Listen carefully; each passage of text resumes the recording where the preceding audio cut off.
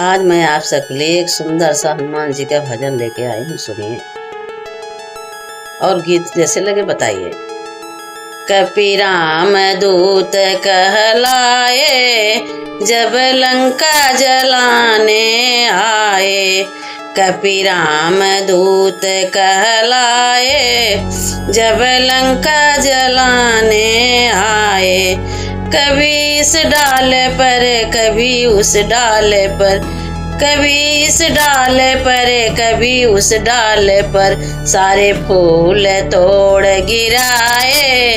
जब लंका जलाने आए, सारे फूल तोड़ गिराए। जब लंका जलाने आए। बोले लंकेश्वर है बड़ा निडर, बोले लंकेश्वर है बड़ा निडर। अपनी भक्ति की शक्ति दिखाए, जब लंका जलाने आए। अपनी भक्ति की शक्ति दिखाए, जब लंका जलाने आए। जब वह पकड़े गए धर के जकड़े गए, जब वह पकड़े गए धर के जकड़े गए।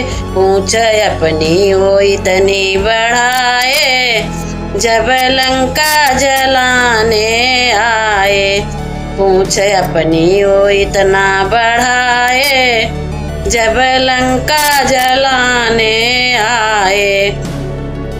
आग बढ़ने लगी लंका जलने लगी, आग बढ़ने लगी लंका जलने लगी। सब तरफ हाहाकार मचाए, जब लंका जलाने आए।